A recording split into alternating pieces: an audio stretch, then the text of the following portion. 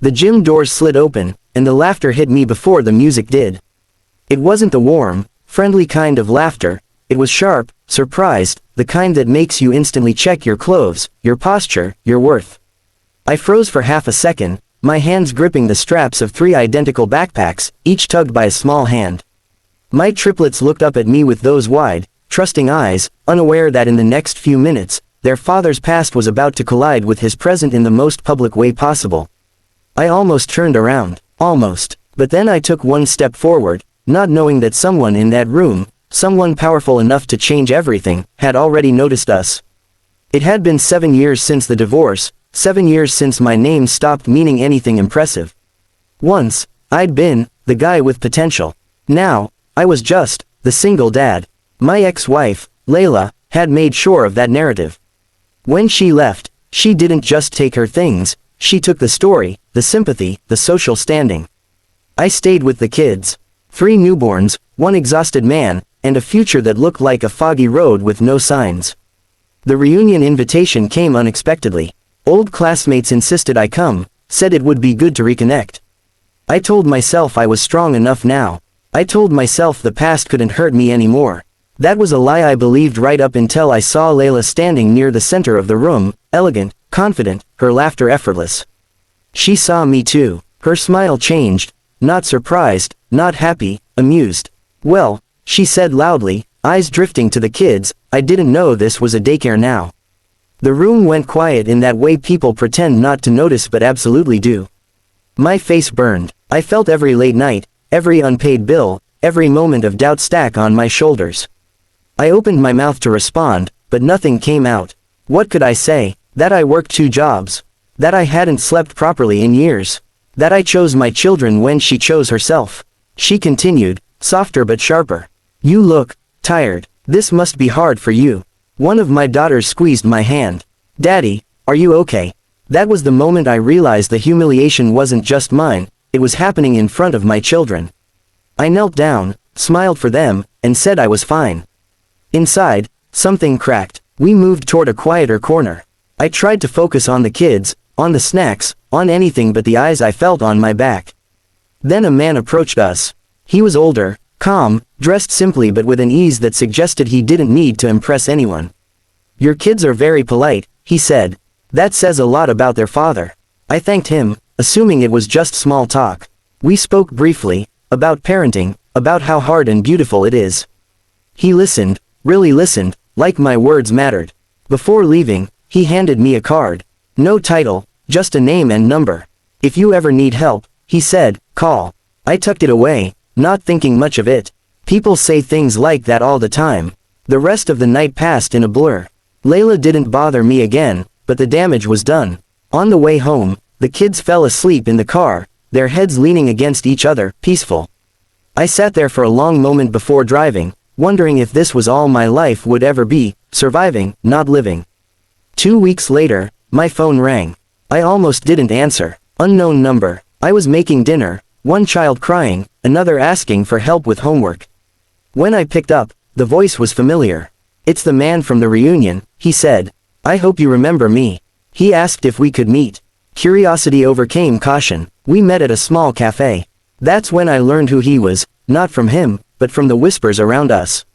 He was a billionaire investor, known for building companies and, quietly, rebuilding lives. "I watched how you handled yourself that night," he said. "You were disrespected, but you didn't become bitter. You protected your children's dignity. That's rare." I told him I was just doing what any parent would do. He smiled. "Most people don't." He offered me an opportunity, not charity, not pity. A chance to work, to learn, to grow. Flexible hours, fair pay, respect. I hesitated. Pride is a stubborn thing. But then I thought of my kids. I accepted. Months passed. Then a year. My life changed in small, steady ways. The kids laughed more. I slept better. I started believing in myself again. I learned, I worked, I earned, not just money, but confidence.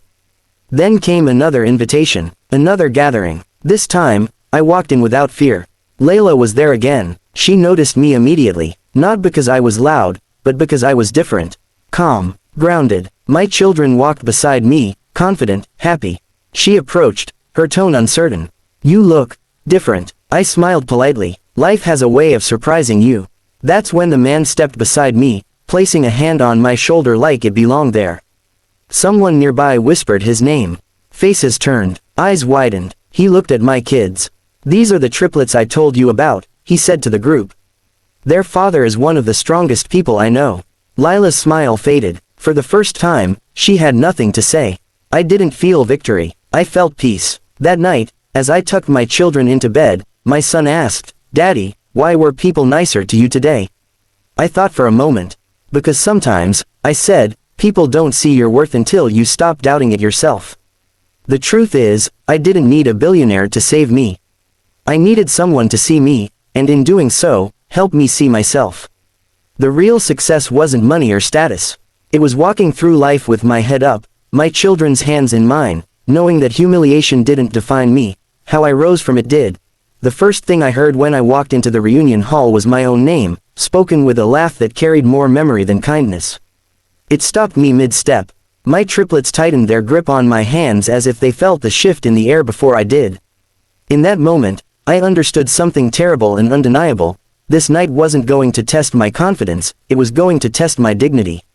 I forced a breath, lifted my chin, and kept walking, unaware that the humiliation waiting for me would become the doorway to a life I never imagined. 7 years earlier, I had walked out of a courthouse with 3 car seats in a silence that screamed louder than any argument. My ex-wife had looked relieved, almost light, as if shedding a burden. That burden was me, and the children she said she wasn't ready for. I was, or at least, I told myself I would become ready. The early years were brutal. Nights without sleep, mornings without money, days where I questioned every choice I'd made. Friends drifted away, invitations stopped coming. Single dad became my entire identity, not a chapter, my whole book. So when I got the reunion invite, part of me wanted to throw it away. Another part wanted to prove I still existed. I chose the second part, dressed the kids neatly, rehearsed confidence in the mirror, and stepped into a room full of people who remembered me as someone else. That's when I saw her. Layla stood near the center, flawless, surrounded by admiration. When her eyes met mine, there it was, that slow smile that said she'd already decided who I was tonight. She glanced at the kids, then back at me. "Oh wow," she said loudly, "you actually brought them." A few people chuckled. My ears burned. I felt smaller than I had in years. "Must be exhausting," she added, scanning me like an unfinished project. I can't imagine giving up everything like that. I wanted to scream that I hadn't given up anything I'd chosen. But the words stayed trapped in my throat. I knelt to my kids, adjusted a collar, smiled for them. They trusted me. That mattered more than the room. We moved to the side, but the damage lingered. I felt eyes on me, measuring, judging. Then a man approached, quiet, calm, unassuming. He spoke to my children first, complimented their manners, their curiosity. Only then did he speak to me. "You're doing a remarkable job," he said simply. I nodded, unsure how to respond. We talked briefly, about parenting, about life's unexpected turns. He listened in a way that felt rare. Before leaving, he handed me a card. Just a name and number. "If you ever need to talk," he said, "call." I slipped it into my pocket, assuming it was just another polite gesture. That night ended with polite goodbyes and heavy thoughts. At home, as I watched my children sleep in a tangled heap of limbs and soft breaths, I wondered if this was as far as I would ever go, always strong, never seen. 2 weeks later, my phone rang. The hook came disguised as an ordinary moment: burnt toast, homework spread across the table, one child crying over spilled juice. I nearly ignored the call. Unknown number. Something told me not to. When I answered, the calm voice on the other end shifted everything. "It's the man from the reunion," he said. "I hope you remember me. I've been thinking about you." We met a few days later. I arrived early, nervous, uncertain. Only when people around us whispered did I realize who he really was. A billionaire, an investor, a man whose name opened doors without knocking. "I'm not here to rescue you," he said before I could speak. "I'm here because I respect you." He told me what he'd seen that night, not the humiliation, but my restraint. How I shielded my children. How I didn't shrink or strike back. He offered me work, training, a chance, not charity, opportunity. I hesitated. Pride fought survival. Then I thought of my kids' futures.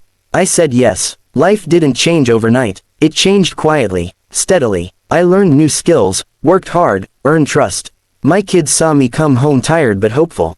We laughed more, planned things, dreamed again. A year later, another gathering brought us back into the same circle of people. This time, I walked in without rehearsing confidence, I carried it. My children walked beside me, heads high. Layla noticed immediately. She approached, uncertain now. "You seem different," she said. I smiled gently. I grew. Before she could respond, the man stepped beside me, hand on my shoulder. Conversation stopped. Recognition spread. Respect followed. "These kids," he said proudly, "belong to one of the